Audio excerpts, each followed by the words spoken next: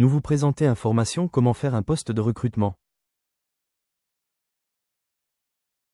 Accédez au module GRH, Gestion des ressources humaines. Ouvrez le menu Recrutement, cliquez sur Nouveau poste ou Créer un poste. Remplissez ensuite les informations suivantes. Intitulé du poste, le titre exact du poste à pourvoir, par exemple, développeur web, comptable, technicien de maintenance.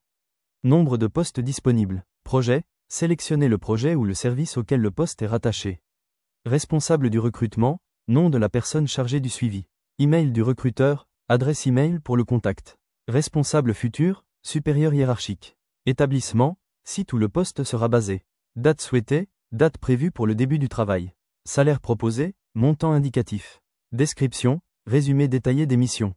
Lieu de travail, adresse ou localisation géographique du poste. Le poste a bien été créé. Il est maintenant possible de l'envoyer par email, de le modifier ou de le supprimer si nécessaire. En cliquant sur « Valider le poste », celui-ci devient actif. Il est également possible d'ajouter des candidatures, ainsi que des notes, des fichiers joints, des documents, et de gérer les rappels d'événements ou les notifications automatiques associées au poste.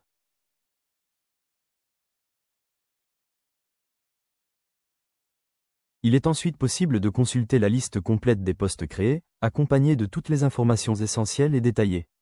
Depuis cette liste, l'utilisateur peut également ajouter un nouveau poste directement, sans repasser par le menu principal. Ensuite, on passe à la création d'une nouvelle candidature. Il faut commencer par sélectionner, depuis la liste des postes, soit celui que l'on a créé, soit un autre poste. On renseigne ensuite le nom et le prénom du candidat, son adresse email, son numéro de téléphone, sa date de naissance, ainsi que, il est possible d'indiquer le salaire demandé par le candidat, c'est-à-dire le montant souhaité pour le poste, ainsi que le salaire proposé par l'entreprise, correspondant à l'offre réelle pour ce poste. En complément, plusieurs informations peuvent être ajoutées pour enrichir le dossier du candidat. Description, un résumé du profil, des compétences ou de l'expérience du candidat. État de la candidature, permet de suivre la progression, nouvelle, en cours, retenue, rejetée, etc.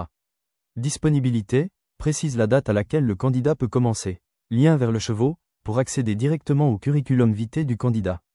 Diplôme, niveau ou spécialité d'études du candidat. Société, l'entreprise actuelle ou précédente du candidat.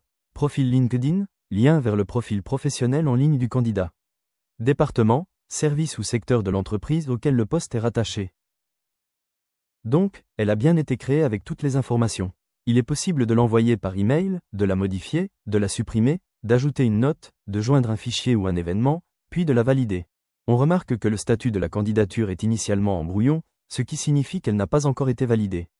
Après avoir cliqué sur Valider, le statut change automatiquement pour devenir reçu, contact à suivre, indiquant que la candidature a bien été enregistrée et qu'elle est en attente d'un traitement. Ensuite, lorsqu'une offre d'emploi est créée à partir de cette candidature, le statut évolue en fonction de la décision prise. Il peut devenir contrat proposé si l'entreprise souhaite faire une proposition au candidat, ou refuser si la candidature n'est pas retenue. Si le statut passe à contrat proposé, il est alors possible de procéder à la signature du contrat. Une fois le contrat signé, le statut se met à jour en conséquence, et le système permet de créer directement un compte pour cet utilisateur afin qu'il puisse accéder à son espace employé ou collaborateur.